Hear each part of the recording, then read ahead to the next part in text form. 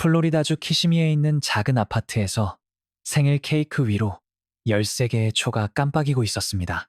2024년 2월 25일, 거실은 13살 생일 파티만이 만들어낼 수 있는 그런 혼돈으로 가득했어요. 플라스틱 컵에선 물이 맺혀서 커피 테이블 위로 흘러내리고 있었고요. 보라색이랑 분홍색 종이, 장식들이 천장에서 줄줄이 늘어져 있었습니다. 공기는 피자 기름이랑 바닐라 프로스팅 냄새로 가득했고, 누군가 음악을 엄청 크게 틀어놔서 아마 이웃들도 벽 너머로 베이스 소리를 들었을 거예요. 메들린 소토는 그 모든 것의 중심에 서 있었습니다. 촛불빛의 얼굴이 환하게 빛나고 있었고, 친구들이 생일 축하 노래를 박자도 안 맞게 소리 지르며 불러주는 가운데, 가족들은 나중에 차라리 지우고 싶을 사진들을 핸드폰으로 찍어대고 있었죠. 메들린은 활짝 웃으면서 눈을 꼭 감고 소원을 빌고 있었는데, 그 소원이 뭐였는지는 아무도 알 수 없을 겁니다. 그 순간 그녀는 정확히 자신의 모습 그대로였어요. 10대가 막 시작되는 아이, 어린 시절과 그 다음에 올 무언가 사이에 서 있는 하룻밤만큼은 관심의 중심이 되어서 행복해하는 아이. 친구들이 그녀 주위로 모여들었어요. 친척들이 접시를 나눠주고요. 누군가 카펫에 음료수를 쏟고는 웃어 넘겼습니다. 평범하고 아름다운 순간이었죠. 나중에 무슨 일이 일어날지 알게 되면 견딜 수 없을 만큼 고통스러운 기억이 되는 그런 순간. 그날 밤 모든 사진 속에서 메들린은 웃고 있습니다. 머리를 뒤로 묶고 있고요. 중학생이 딱 이게 괜찮은 것 같아서 입는 그런 편한 옷을 입고 있었어요. 뭐 맞춤이라서가 아니라 그녀는 미국의 다른 13살 아이들처럼 자신을 사랑하는 사람들과 함께 중요한 생일을 축하하는 평범한 아이처럼 보였습니다. 그런데 그 사진들 속에 한 사람이 있어요. 손님이나 가족 친구처럼 이 이야기에 속할 수 없는 사람. 주방을 돌아다니고 카운터에 기대서 있고 여러 사진의 배경에 있던 사람 37살 남성 스테판 스턴스였습니다. 그는 메들린 엄마의 남자친구였어요. 메들린이 8살이나 9살쯤 됐을 때부터 제니퍼와 사귀기 시작해서 몇 년 동안 그들과 함께 살고 있었죠. 집 열쇠도 받았고 심부름도 믿고 맡겼고 그들의 일상에 완전히 녹아들어 있었습니다. 그날 밤 파티에 온 대부분의 손님들에게 그는 그냥 제니퍼의 남자친구, 조용하고 도움을 잘 주는 사람, 좀 어색할 수도 있지만 충분히 무해해 보이는 그런 남자였어요. 그날 밤 파티에 아무도 몰랐던 것이 있습니다. 메들린의 친엄마조차 나중에 완전히 이해하지 못했다고 주장할 내용인데요. 스테판은 수년 동안 메들린을 학대한 증거들을 기록해 왔다는 거예요. 그의 핸드폰에는 공장 초기화와 삭제된 파일들 뒤에 숨겨진 일, 500장 이상의 이미지와 비디오가 있었습니다. 아동 성폭행을 보여주는 자료들이요. 그 아이가 바로 지금 앞에서 초를 불고 있는 소녀였습니다. 그리고 24시간도 채 안 돼서 그녀는 죽게 됩니다. 나중에 법정 증언과 경찰 기록에 따르면 메들린은 13번째 생일을 자기 침대가 아니라 스테판의 침대에서 끝냈다고 해요. 그녀의 엄마 제니퍼 소토는 수사관들에게 자신이 딸을 스테판 방에서 자도록 보냈다고 말했습니다. 자신은 아파트의 다른 곳에 머물렀다고요. 그 가정에서는 일상적인 일이 되어버린 거였어요. 제니퍼가 나중에 정당화하려 했던 결정이죠. 자신은 스테판을 믿었다고, 그가 메들린을 자기 딸처럼 대했다고, 그가 딸을 해칠 거라곤 절대 믿지 않았다고. 다음 날 아침, 메들린은 실종됩니다. 그로부터 나흘 후 그녀의 시신이 옷에 올라 카운티의 한적한 도로 옆 숲속에서 발견됐어요. 덤불과 마른 풀에 일부 가려진 채로요. 그리고 그녀의 생일 사진 배경에서 웃고 있던 남자, 그녀의 안전을 믿고 맡겼던 남자, 그 마지막 밤 그녀와 침대를 함께했던 남자는 센트럴 플로리다에서 가장 증오받는 이름이 됩니다. 이것이 스테판 스턴스 사건의 이야기입니다. 아직 살아있어야 할 소녀의 이야기, 내부에서부터 무너진 신뢰 시스템의 이야기, 너무나 포괄적이고 끔찍해서 수사관들이 결국 발견했을 때 그가 숨을 곳이 아무데도 없었던 디지털 증거의 이야기입니다. 악이 항상 스스로를 드러내는 건 아니라는 이야기예요. 때로는 식탁에 앉아 있기도 하죠. 때로는 당신을 학교에 데려다 주기도 하고요. 때로는 당신이 믿어야 할 사람처럼 보이기도 합니다. 2024년 2월 26일 아침은 소토 가정에서 다른 많은 아침들처럼 시작됐습니다. 적어도 제니퍼가 나중에 경찰에게 말한 내용은 그랬어요. 메들린은 헌터스 크릭 중학교로 돌아가야 했죠. 오렌지 카운티의 또 다른 월요일, 숙제와 친구들과 13살 아이의 삶을 정의하는 작은 드라마들로 가득한 또 다른 한 주였습니다. 생일은 끝났어요. 장식은 아직 그대로 있었고요. 냉장고에는 아마 케이크 조각이 남아 있었을 거예요. 제니퍼 소토는 야간 근무를 했습니다. 저녁 시간에 집을 비우는 직업이었기 때문에 동거인 스테판이 종종 아침 일과를 맡았어요. 메들린을 깨우고 옷 입는 걸 챙기고 가방을 챙겨서 학교까지 차로 데려다 주는 일이요. 몇 달, 어쩌면 더 오래전부터 자리 잡은 시스템이었습니다. 제니퍼는 그를 믿었어요. 그가 메들린을 아낀다고 믿었죠. 자신과 겨우 2살 차이밖에 안 나는 남자가 책임감 있고 안전하다고 스스로를 설득했던 겁니다. 2월 26일 아침, 제니퍼는 경찰에게 스테판이 모든 걸 처리했다고 말했습니다. 자신은 피곤했다고요. 휴식이 필요했고요. 스테판이 메들린을 제 시간에 학교에 데려다 주겠다고 확신시켰대요. 그래서 제니퍼는 자기 방에 있었고 스테판과 메들린은 아침 8시쯤 함께 아파트를 떠났습니다. 스테판이 나중에 형사들에게 한 이야기에 따르면 그는 메들린을 부모님의 은색 혼다를 타고 헌터스 크릭 중학교 쪽으로 운전했대요. 8시 30분쯤 학교 근처에 내려줬다고 했습니다. 그녀가 걸어서 갈 수 있을 만큼 가까운 곳이요. 메들린이 차에서 내려서 백팩을 메고 캠퍼스 쪽으로 향하는 걸 지켜봤다고 주장했죠. 그리고 차를 몰고 떠났다고요. 그 후에는 심부름을 좀 했대요. 담배 가게에 들렀고 192번 도로에서 펑크난 타이어를 처리했고 새로 나온 트레이딩 카드가 있어서 게임 카드 가게를 들렀을 수도 있다고요. 평범한 아침이었다고 주장했습니다. 이상한 것도 없었고 잘못된 것도 없었다고요. 몇 시간 동안 아무도 그를 의심할 이유가 없었어요. 메들린은 수업에 있어야 했고요.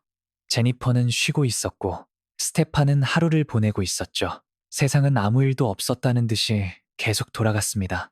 하지만 오후 중반 제니퍼가 학교에서 딸을 데리러 차를 몰고 갔을 때 모든 게 무너져 내렸어요.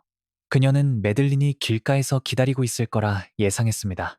어쩌면 핸드폰을 보거나 친구와 이야기하면서요. 대신 학교 직원들이 그녀의 심장을 철렁하게 만드는 말을 했습니다. 메들린은 그날 학교에 나타나지 않았다고요. 출석 기록이 명확했어요. 아무도 그녀를 보지 못했습니다. 정문으로 들어오지 않았고요. 어떤 수업에도 없었대요.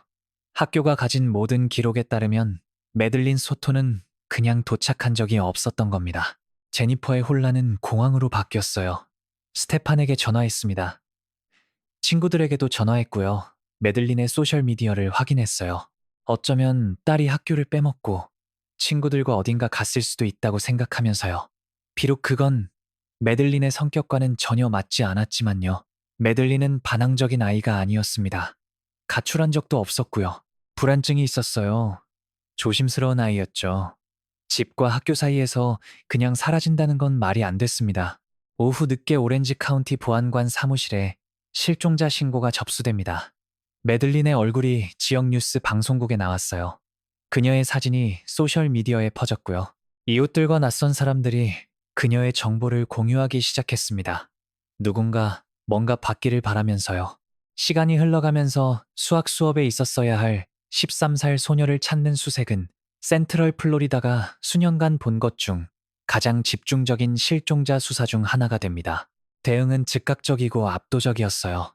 오렌지 카운티 보안관 사무실은 실종 아동 사건의 긴급성을 인식하고 첫 24시간 안에 100명 이상의 인력을 동원했습니다. 보안관들, 형사들, 경찰견 부대, 전문 수색팀들이 지역 전체로 흩어졌어요. 혈흔견들이 메들린이 살던 아파트 단지에서 냄새를 추적하기 위해 동원됐고요. 항공수색도 조직됐습니다. 잠수팀은 저류 연못을 확인했고요. 자원봉사자들은 숲지역과 버려진 부지를 샅샅이 뒤졌어요. 모든 공원, 모든 빈 건물, 겁먹은 10대가 숨을 수 있는 모든 장소나 포식자가 시신을 숨길 수 있는 모든 장소가 리스트에 올랐습니다. 지역사회는 절박한 희망으로 반응했어요. 전단지가 인쇄돼서 전신주에 붙었습니다. 지역 업체들이 메들린의 사진을 창문에 붙였고요. 부모들은 자기 아이들을 조금 더 꽉 안아주면서 그들을 잃는다는 게 어떤 느낌일지 생각하지 않으려 했습니다. 소토 가족을 한 번도 만난 적 없는 사람들이 뉴스 사이트를 몇 분마다 새로 고침하면서 업데이트를 기다리고 좋은 소식을 기도했어요. 하지만 무대 뒤에서 수사관들은 이미 맞지 않는 것들을 알아차리기 시작했습니다. 첫 번째 위험 신호는 메들린의 백팩과 노트북이었어요. 그녀가 실종된 바로 그날, 보안관들은 그녀가 엄마 스테판과 함께 살던 아파트 단지의 쓰레기통에서 두 물건을 발견했습니다. 학교에 가고 있었다고 추정되는 소녀에게는 학용품이 쓰레기통에 버려질 논리적인 이유가 없었어요. 가출하는 아이들은 보통 핸드폰이랑 노트북을 챙기잖아요. 자기 세상과 연결해주는 도구들이니까. 납치당한 아이들은 물건을 먼저 버릴 기회가 없고요. 형사들에게 쓰레기통 발견은 조작을 의미했습니다. 누군가 메들린이 학교에 가다가 중간에 사라진 것처럼 보이게 만들려 했지만 실제로는 집에 훨씬 더 가까운 곳에서 무슨 일이 일어났다는 거죠. 두 번째 위험 신호는 감시 영상에서 나왔어요. 형사들은 찾을 수 있는 모든 카메라 각도를 확보했습니다. 교통 카메라, 업체 보안 영상, 주택 초인종 카메라. 스테판이 주장한 아파트에서 헌터스 크릭 중학교까지의 경로를 지도로 만들었죠. 그의 이야기가 정확하다면 그의 차가 적어도 일부 카메라에는 적절한 시간대에 나타나야 했어요. 나타나지 않았습니다. 대신 수사관들은 그의 차량이 완전히 다른 지역에 있는 걸 발견하기 시작했어요. 학교에서 멀리 떨어진 곳, 단순히 아이를 내려주고 심부름을 하는 거라면 말이 안 되는 방향으로 이동하고 있었죠. 특히 문제가 된 영상 하나는 아파트 단지 자체에서 나왔어요. 감시 비디오에 스테판이 아침 일찍 쓰레기 압축기로 차를 몰고 와서 여러 봉지를 버리는 장면이 잡혔습니다. 시간은 7시 45분쯤이었어요. 영상을 검토한 형사들은 섬뜩한 것을 발견했습니다. 차 앞유리를 통해 조수석의 몸이 축 처진 것처럼 보이는 사람의 모습이요. 그 모습은 움직이지 않았고 머리가 부자연스러운 각도로 기울어져 있었고 입이 벌어져 있었습니다. 수사관들이 관찰한 바에 따르면 그건 생명이 없는 시신처럼 보였어요.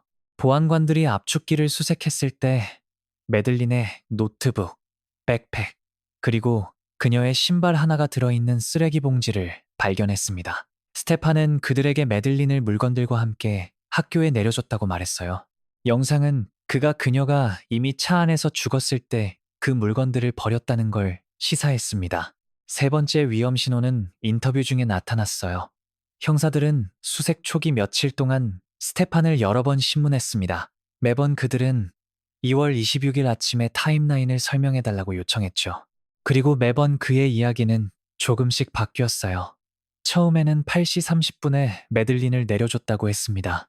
그러다가 8시 40분에 가까웠을 수도 있다고 했죠. 10시에 열어야 하는 담배 가게에 갔다고 주장했지만 감시 영상은 그 시간에 이미 존영 파크웨이를 운전하고 있는 걸 보여줬어요. 형사들이 불일치를 추궁하자 그는 자신의 ADHD 탓을 했습니다. 시간이 자기 강점이 아니라고 최선을 다해 기억하려고 한다고 주장했어요.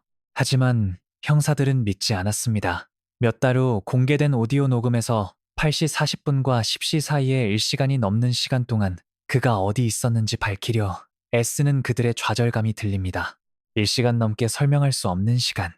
1시간 넘게 그의 차가 학교 근처에 없었던 시간. 1시간 넘게 나중 증거에 따르면 메들린의 시신이 이미 그의 차에 있었던 시간. 제 상사들에게 왜 이렇게 시간 지연이 있는지 설명하는 걸 도와주실 수 있나요? 한 형사가 물었습니다. 아니요, 설명할 수 없습니다. 스테판이 대답했어요. 특별히 어디 가고 있던 것도 아니었어요. 특별히 뭘 하고 있던 것도 아니었고요. 기억력에 문제가 있어서 뭘 했는지 기억 못하는 겁니까? 형사가 계속 압박했습니다. 네, 저는 ADHD가 심해요. 죄송합니다. 시간이 지나면 세부 사항들이 흐릿해져요.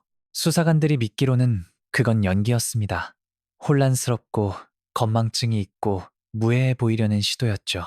하지만 증거는 이미 다른 이야기를 하고 있었어요.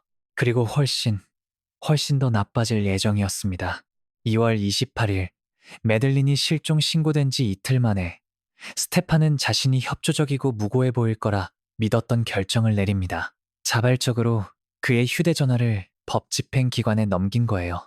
자기가 흔적을 성공적으로 지웠다고 생각할 때 많은 용의자들이 하는 행동이죠. 기기를 넘기고 경찰이 들여다보게 하고 숨길 게 없다는 걸 증명하는 거요. 문제는 디지털 포렌식 전문가들이 사람들이 삭제했다고 생각하는 것들을 찾는데 매우 능숙하다는 겁니다. 수사관들이 스테판의 핸드폰을 처음 조사했을 때 즉시 그 기기가 공장 초기화를 당했다는 걸 알아차렸어요. 최근에 아마 지난 며칠 안에 완전히 지워진 거죠. 실종 아동 사건을 수사하는 형사들에게 그런 디지털 청소는 엄청난 위험 신호입니다. 왜 누군가가 자신이 아끼는 소녀를 수색하는 한가운데 핸드폰을 공장 초기화하겠어요? 활발한 수사 중에 파괴할 만큼 그 기기에 있을 수 있는 게 대체 뭘까요? 하지만 공장 초기화가 마법의 지우개는 아닙니다. 데이터는 그냥 허공으로 사라지지 않아요. 적절한 도구와 충분한 시간이 있으면 포렌식 분석가들은 삭제됐다고 추정된 파일들을 복구할 수 있습니다. 특히 그 파일들이 클라우드 저장소에 백업됐거나 기기 간에 동기화됐다면요. 그리고 스테판의 핸드폰에서 정확히 그런 일이 일어났습니다. 몇 주에 걸쳐 오렌지 카운티 보안관 사무실, 나중에는 키시미 경찰서를 위해 일하던 디지털 포렌식 전문가들이 스테판의 핸드폰과 관련 계정에서 500장 이상의 이미지와 비디오를 복구할 수 있었어요. 그들이 발견한 건 단지 유죄를 입증하는 것만이 아니었습니다. 절대적으로 충격적이었죠. 복구된 파일들에는 광범위한 아동 성폭행 자료가 포함되어 있었습니다. 그 이미지들과 비디오 속 피해자는 매들린 소토로 확인됐어요. 그 핸드폰에 기록된 학대는 수년 전으로 거슬러 올라갔는데 체포 영장들은 피해자가 정말 매들린이라면 일부 범죄가 시작됐을 때 그녀가 8살 정도였을 거라고 나타냈습니다. 하지만 대부분의 수사관들은 가장 광범위한 기록이 2022년 그녀가 11살 무렵으로 거슬러 올라간다는데 동의해요. 수사관들은 스테판이 그녀를 학대했을 뿐만 아니라 그 학대를 꼼꼼하게 기록하고 핸드폰에 저장하고 구글 드라이브에 업로드하고 아동 착취를 개인 소장품인 것처럼 보관하고 다시 보려고 대했다는 증거를 발견했습니다. 많은 이미지의 배경이 스테파니 제니퍼 매들린과 함께 살던 아파트 안의 방들과 일치했어요. 형사들이 침구, 가구, 벽을 알아봤습니다. 이건 다른 주에서 낯선 사람이 저지른 먼 범죄가 아니었어요. 매들린의 집 안에서 그녀가 안전하다고 느껴야 할 공간에서 일어나고 있었던 일이고 엄마가 신뢰했던 남자가 저지른 일이었습니다. 2024년 3월 11일 오세올라 카운티 검사 사무실은 스테판 스턴스에 대해 60개의 새로운 형사 혐의를 제기했습니다.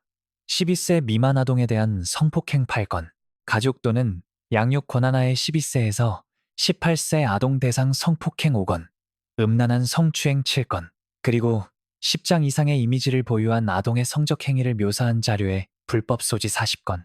각 혐의는 수십 년의 징역형을 받을 가능성이 있었어요. 합치면 살인 혐의 없이도 스테판을 평생 감옥에 보낼 법적 처벌을 의미했습니다. 하지만 그 시점에 살인 혐의가 다가오고 있었어요.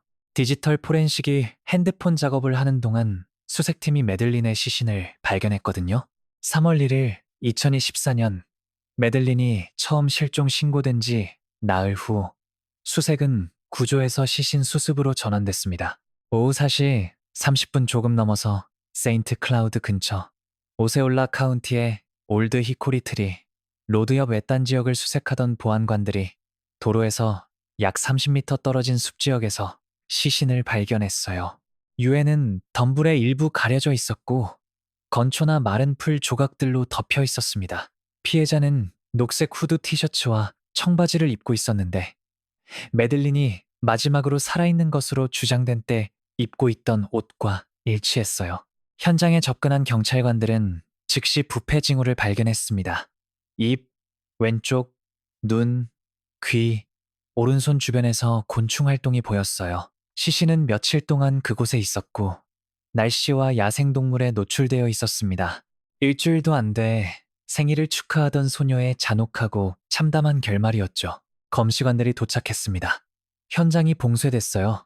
수사관들이 시신의 위치, 주변 식물, 근처의 잠재적 증거 등 그 지역의 모든 부분을 사진으로 기록했습니다. 그리고 모두가 두려워하던 확인이 나왔습니다.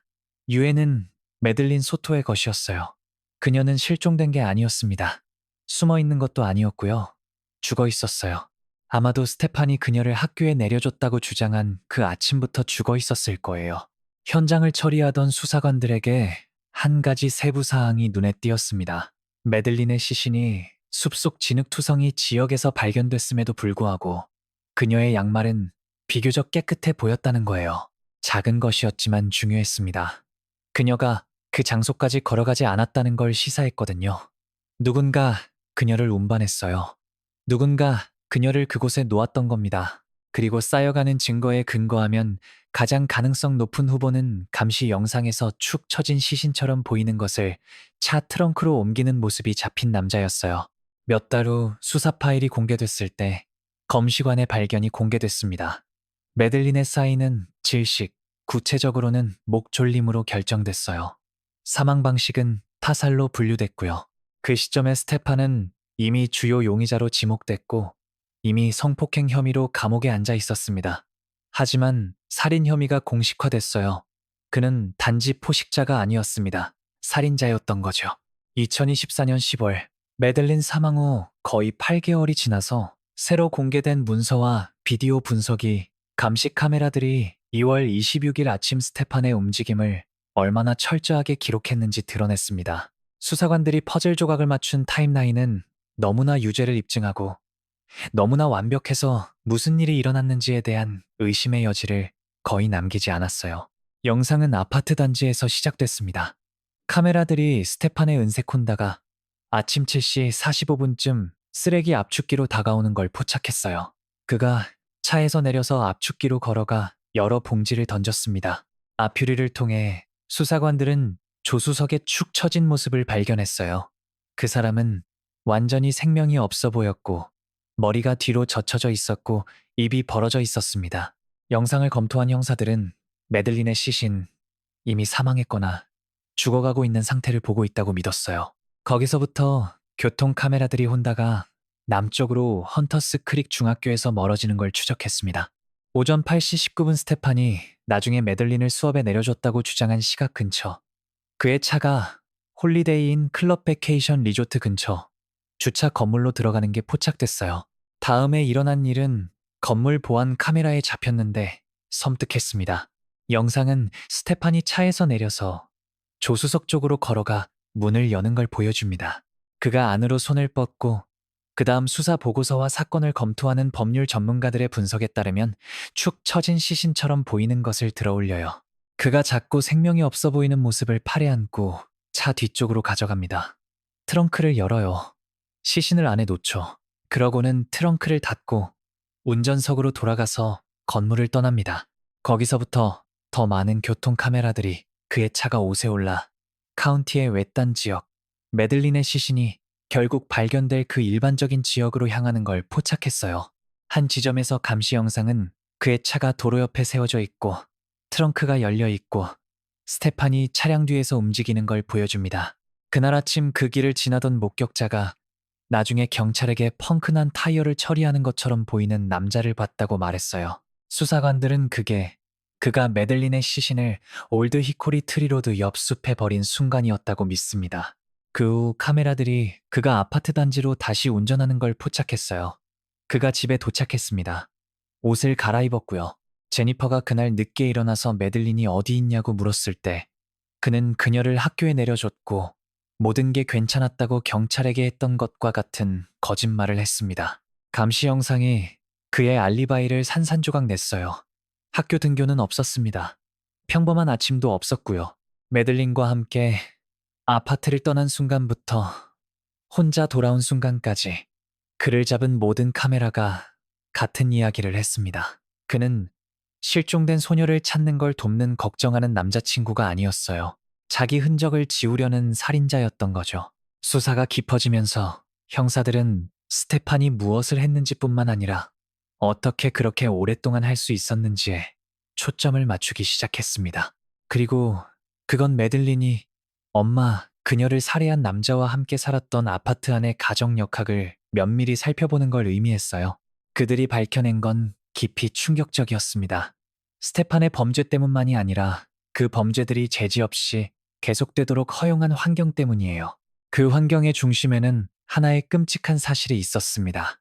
제니퍼 소토가 13살 딸이 성인 남자친구와 같은 침대에서 자도록 허용했고, 때로는 적극적으로 권장했다는 거예요. 매들린 실종 후 몇 시간, 며칠 동안 진행된 형사들과의 인터뷰에서 제니퍼는 그 잠자리 배치를 인정했습니다. 그녀는 스테판이 그들의 일상에 너무 깊이 통합되어서 부모, 파트너, 아이 사이의 경계가 위험한 방식으로 흐려진 가정을 묘사했어요. 경찰에게 2월 25일 밤 매들린의 생일 밤에 자신이 아파트의 다른 부분에서 더 나은 휴식을 취할 수 있도록 딸을 스테판 방에서 자도록 보냈다고 말했습니다. 제니퍼는 그 배치를 정당화하려 했어요. 스테파니 매들린을 자기 딸처럼 대했다고 말했습니다. 그를 믿었다고요. 그가 딸을 해치고 있다는 어떤 징후도 본 적이 없다고요. 하지만 수사관들은 제니퍼가 적어도 어느 정도는 상황이 부적절하다는 인식이 있었다고 시사하는 진술들도 발견했어요. 특히 유죄를 입증하는 증언 하나에서 제니퍼는 형사들에게 한때 친구에게 표현했던 두려움에 대해 말했습니다. 우디 앨런 상황에 처하게 될까봐 걱정했다고, 파트너의 입양 딸과 경계를 넘은 것으로 악명 높은 영화 감독에 대한 언급이었어요. 어느 수준에서는 스테판과 매들린 사이의 관계가 깊이 잘못된 무언가가 될 수 있다는 걸 인정하는 두려움이었죠. 그런데도 그 두려움에도 불구하고 제니퍼는 그들이 침대를 공유하도록 계속 허용했습니다. 형사들은 또한 스테판의 전 여자친구 중 한 명과 이야기를 나눴는데, 그녀가 그의 행동에 대한 추가적인 맥락을 제공했어요. 경찰에게 그들의 관계 동안 스테판이 누군가를 껴안고 있어야만 잠들 수 있다고 주장했다고 말했습니다. 필요로 묘사했던 거예요. 그것 없이는 할 수 없는 무언가라고요. 더 충격적이게도 그녀는 스테판이 한 번은 아이 옆에 누워 있다가 발기된 상태로 깬 적이 있다고 제니퍼에게 털어놓았던 걸 회상했습니다. 아마도 매들린을 말하는 것 같았어요. 그는 그걸 당황스러운 사고로, 자신이 통제할 수 없는 일이라서 기분이 안 좋았던 것처럼 포장했대요. 하지만 제니퍼에게 그 얘기를 했던 겁니다. 그런데도 제니퍼는 딸을 그 상황에서 빼내지 않았어요. 외부 관찰자에게는 이게 명백하고 소리치는 위험 신호들이에요. 성인 남자가 아이와의 신체적 친밀함을 고집하는 것, 성인 남자가 그 친밀함에 대한 부적절한 신체 반응을 털어놓는 것, 그런 고백을 듣고도 잠자리 배치를 즉시 끝내지 않는 엄마. 하지만 그 가정의 역학 안에서는 그 위험 신호들이 합리화되고 최소화되고 모든 게 괜찮은 척 계속할 수 있게 하는 이야기 속으로 접혀 들어갔던 거예요. 제니퍼는 매들린의 죽음이나 학대와 관련된 어떤 범죄로도 기소되지 않았습니다. 법적으로 그녀는 스테판의 행동에 공모한 것으로 여겨지지 않아요. 하지만 여론의 법정에서 그녀의 결정들은 끝없이 해부되고 논쟁됐습니다. 어떻게 엄마가 이걸 허용할 수 있었을까? 왜 무슨 일이 일어나고 있는지 보지 못했을까? 의도적으로 눈 감은 건가? 아니면 거짓말에 능숙한 사람에게 조종당한 건가? 답은 아마 어떤 단일한 설명이 포착할 수 있는 것보다 더 복잡할 겁니다. 가해자가 관련된 가정 상황은 거의 단순하지 않거든요. 스테판은 매들린이 8살이나 9살쯤 됐을 때부터 수년간 제니퍼의 삶에 있었어요. 자신을 도움이 되고 돌보고 헌신적인 사람으로 보이게 했죠. 매들린과의 친밀함에 대한 필요가 순수하다고 제니퍼의 인식을 조종하는데 능숙했을 수도 있어요. 아니면 제니퍼가 그냥 눈앞에 있는 걸 보지 않기로 선택했을 수도 있고요. 보는 게 자기 삶을 폭파시키는 걸 의미했을 테니까요. 이유가 무엇이든 결과는 파국적이었습니다. 매들리는 수년간 자신을 학대하던 남자와 같은 침대에서 잤어요. 자기 집에 안전한 공간이 없었던 거죠. 그녀를 보호했어야 할 어른이 대신 밤마다 포식자에게 그녀를 넘겼습니다. 그리고 그 포식자가 결국 그녀를 죽였을 때 그걸 막을 기회는 이미 오래전에 지나가 버렸던 거예요. 스테판 스턴스 사건의 가장 드러나는 측면 중 하나는 법 집행기관과의 신문 오디오와 비디오 녹음에서 나왔습니다. 매들린이 실종 신고된 후 몇 시간, 며칠에 걸쳐 진행된 여러 인터뷰 동안 형사들은 스테판이 실수하고 자신과 모순되고 사건을 크게 터뜨릴 무언가를 드러내도록 하려 했어요. 그리고 그가 완전히 자백하지는 않았지만 녹음들은 거짓말을 하고 있고 서툴게 하고 있고 그걸 알고 있는 남자의 모습을 그려냅니다. 2월 28일 자정 직후 진행된 초기 인터뷰 하나에서 두 명의 형사가 스테판과 앉아서 26일 아침에 타임라인을 검토했어요. 처음엔 정중했고 거의 대화하는 것 같았습니다. 그에게 하루를 단계별로 설명해달라고 요청했죠. 매들린을 내려준 후에 어디 갔나요? 담배 가게에 몇 시에 도착했나요? 어떤 경로를 택했나요? 스테판의 답변은 애매하고 일관성이 없었어요. 8시 30분쯤, 어쩌면 8시 40분쯤 매들린을 학교에 내려줬다고 했습니다. 그 후에 전자담배 가게에 갔고 문 열기를 기다렸고 문이 닫혀 있다는 걸 깨닫고 떠났다고요. 하지만 형사들이 감시 영상에서 그가 오전 10시에 존영 파크웨이에 있었다는 걸 지적하자 그는 그 공백을 설명할 수 없었어요. 1시간 넘게 사라진 시간, 1시간 넘게 특별히 어디 가지도, 특별히 뭘 하지도 않았다고 주장하는 시간, 제 상사들에게 왜 이렇게 시간 지연이 있는지 설명하는 걸 도와주실 수 있나요? 한 형사가 물었습니다. 아니요, 설명할 수 없어요.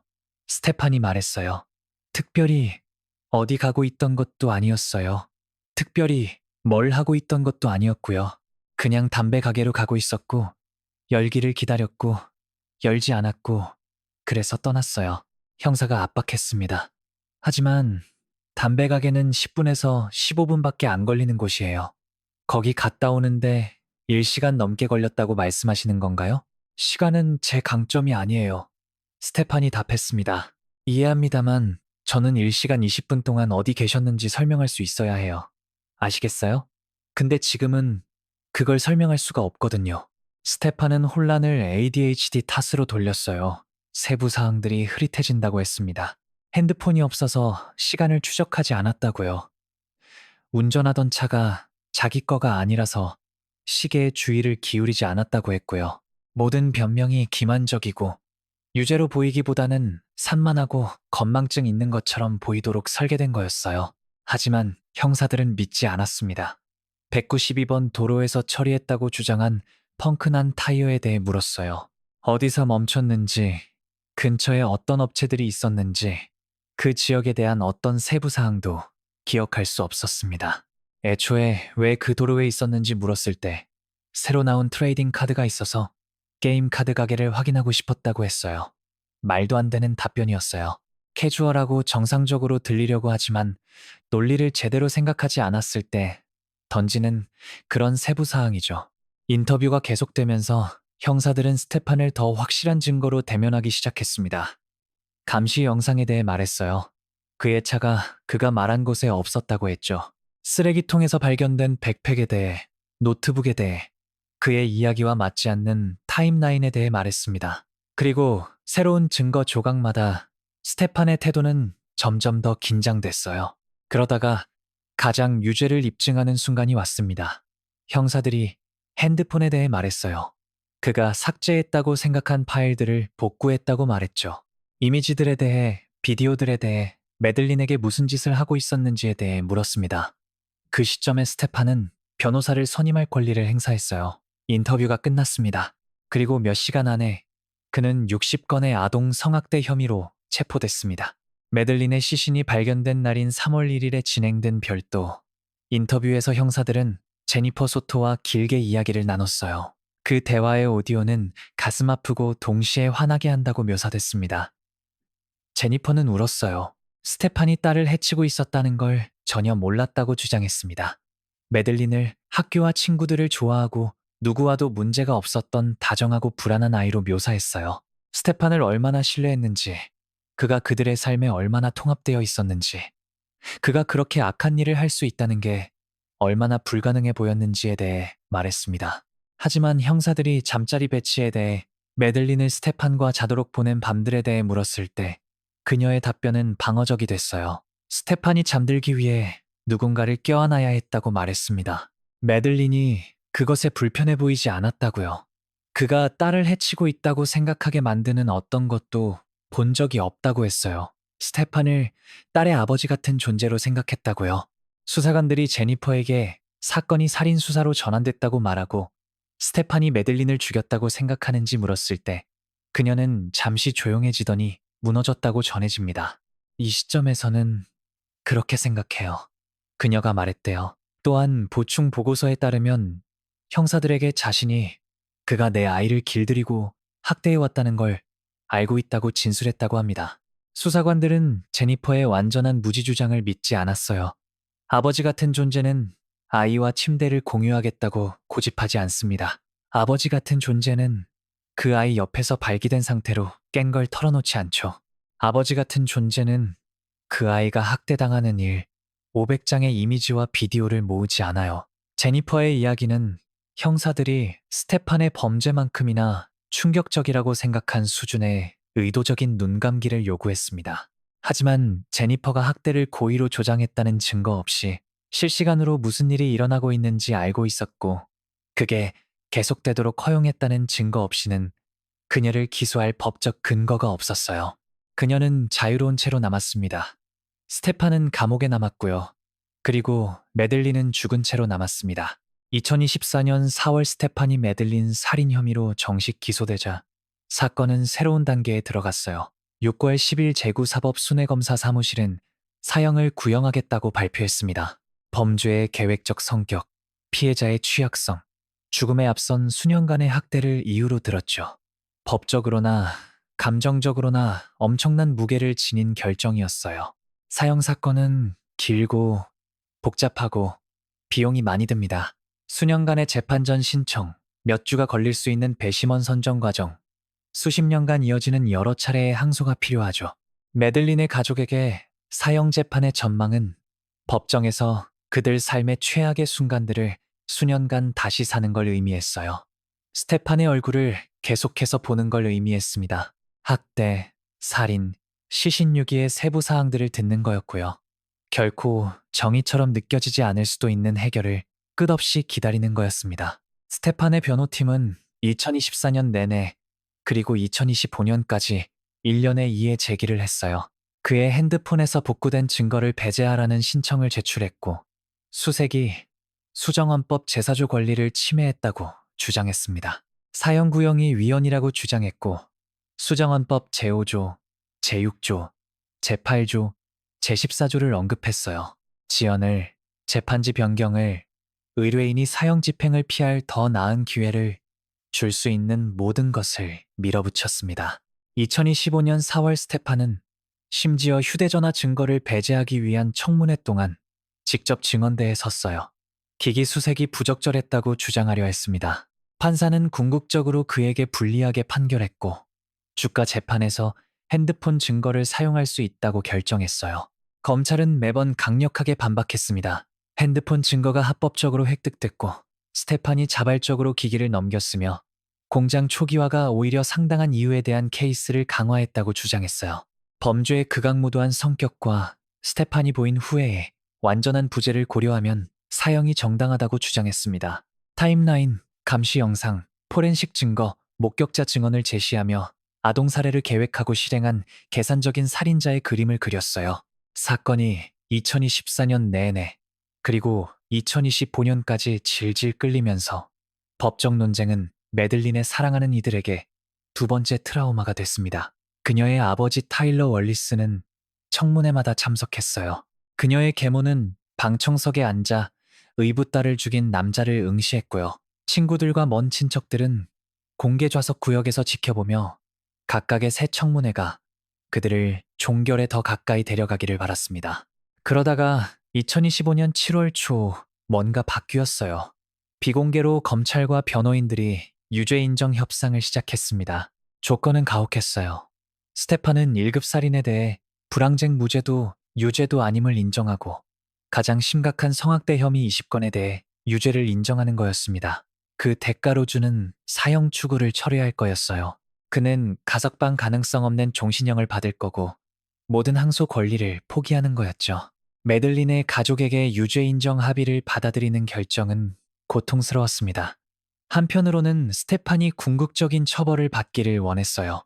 그가 자신이 죽을 거라는 걸 알고 감방에 수년간 앉아있기를 메들린이 죽었던 것처럼 탈출구 없이 죽기를 원했습니다. 다른 한편으로는 악몽이 끝나기를 원했어요.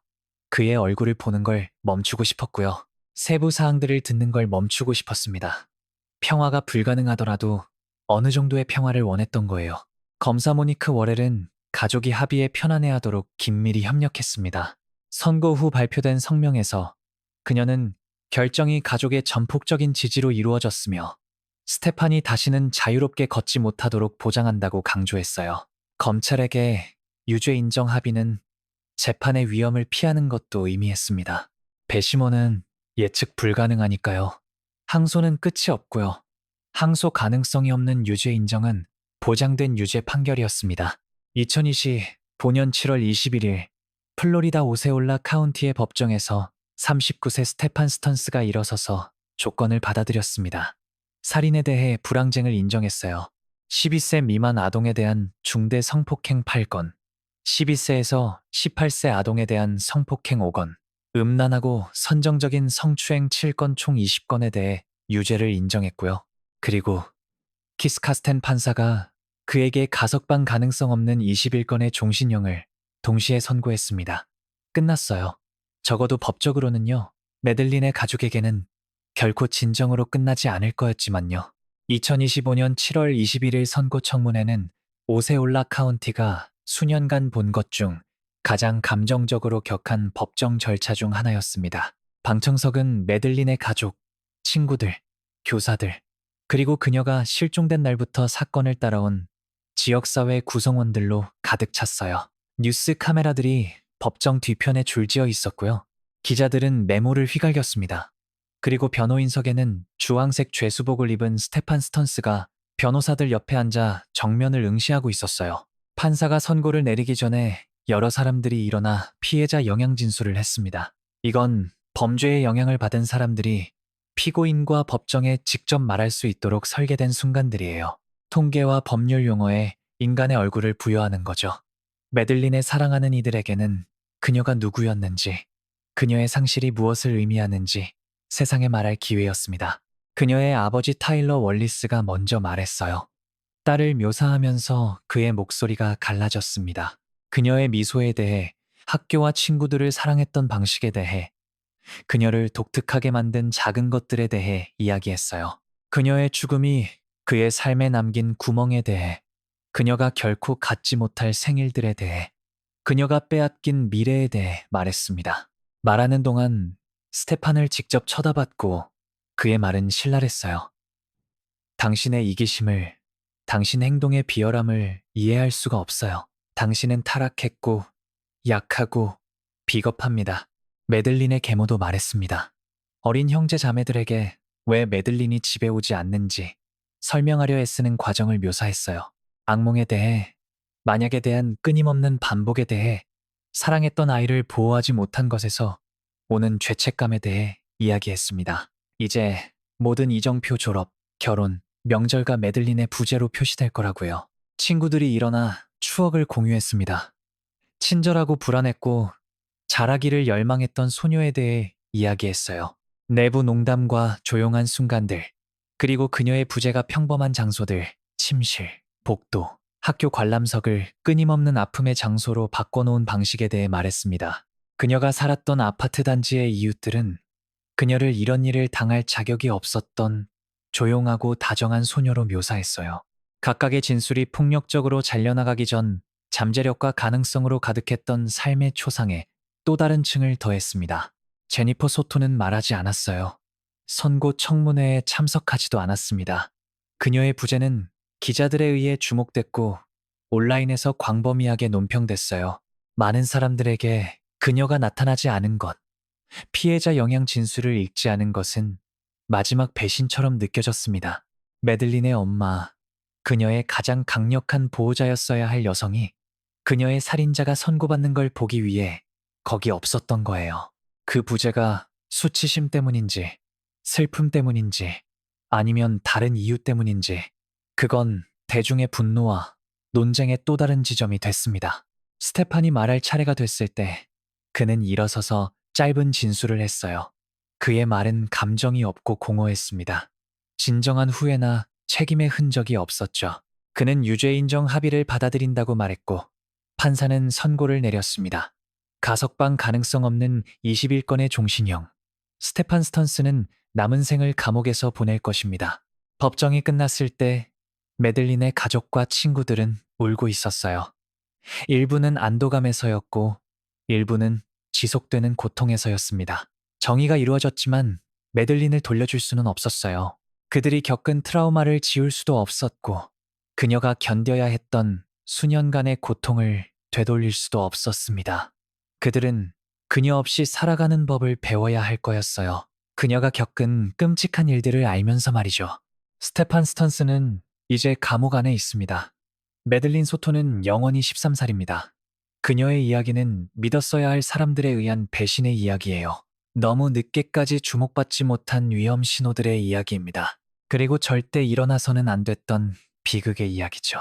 지금까지 메들린 소토 사건이었습니다. 메들린의 이야기는 그녀가 마땅히 받았어야 할 관심을 받지 못한 많은 아이들을 대변합니다. 집이 안전하지 않았던 아이들, 그들을 보호해야 할 어른들이 대신 그들을 위험에 빠뜨린 아이들이요. 이건 우리 모두에게 상기시켜줍니다. 악은 항상 낯선 사람의 얼굴을 하고 있지 않다는 걸요. 때로는 가장 가까운 사람들이 가장 큰 위협이 됩니다. 메들린의 가족과 친구들에게 정의가 이루어졌을지 모르지만 공정함은 결코 찾을 수 없을 겁니다. 그녀를 다시 데려올 방법은 없으니까요. 그녀가 잃어버린 미래를 고등학교 졸업, 첫사랑, 경력, 가족 돌려줄 방법도 없어요.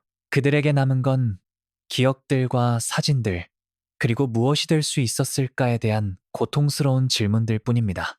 시스템도 실패했습니다. 경고 신호들이 있었어요. 수년간의 부적절한 잠자리 배치, 스테판의 메들린과의 병적인 친밀함, 심지어 그가 제니퍼에게 털어놓은 부적절한 각성들까지요. 하지만 아무도 개입하지 않았어요. 아무도 멈추지 않았습니다. 그리고 메들린은 그 실패의 대가를 자신의 목숨으로 치렀습니다. 이 사건은 또한 디지털 포렌식의 중요성을 보여줍니다. 스테판이 핸드폰을 공장 초기화했지만 전문가들은 그가 삭제했다고 생각한 증거를 복구할 수 있었어요. 그 일, 500장 이상의 이미지와 비디오가 없었다면 그의 범죄의 전체 범위가 결코 알려지지 않았을 수도 있습니다. 그 디지털 흔적이 그에 대한 케이스를 확고하게 만들었고 그가 책임을 피할 수 없도록 했어요. 하지만 더 깊은 질문들이 남습니다. 제니퍼는 정말 몰랐을까요? 딸이 수년간 학대받고 있다는 걸 정말 알아차리지 못했을까요? 아니면 보고 싶지 않아서 보지 않기로 선택했을까요? 이 질문들은 아마도 영원히 답이 없을 겁니다. 제니퍼는 범죄로 기소되지 않았어요. 법적으로 그녀는 깨끗합니다. 하지만 도덕적으로, 윤리적으로 그건 다른 문제죠. 메들린 소토는 10대가 되는 걸 막 시작한 평범한 소녀였어야 했습니다. 중학교 드라마를 헤쳐나가고 친구들과 웃고 미래를 꿈꾸는 소녀요. 대신 그녀는 자기 집에서 괴물이 된 남자의 희생자가 됐어요. 그녀를 사랑한다고 주장하면서 그녀를 파괴한 남자의 희생자가요. 이 이야기를 기억해 주세요. 메들린의 이름을 기억해 주세요.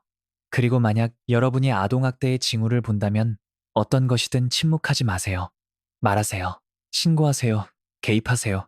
메들린에게는 너무 늦었지만 여전히 저밖에 도움이 필요한 다른 아이들이 있습니다. 믿어야 할 사람들에게 학대당하는 아이들이요. 메들린 소토는 더 나은 대우를 받을 자격이 있었습니다. 더 나은 보호를 받을 자격이요. 더 나은 삶을 살 자격이 있었어요. 우리는 그녀를 위해 정의를 확보하는 데 실패할 수 없었습니다. 그녀의 이야기가 다른 아이들을 보호하는 데 도움이 되기를 바랄 뿐이에요. 13살 생일에 초를 불던 소녀, 미래가 가득했던 소녀, 꿈이 있었던 소녀를 기억하세요. 악이 그녀에게서 모든 걸 빼앗기 전에 그녀가 누구였는지를요. 메들린 소토, 2010년 2월 25일, 2024년 2월 26일, 13년은 충분히 긴 삶이 아니었습니다. 그녀는 훨씬 더 많은 걸 받을 자격이 있었어요. 그녀를 평화롭게 쉬게 해주세요.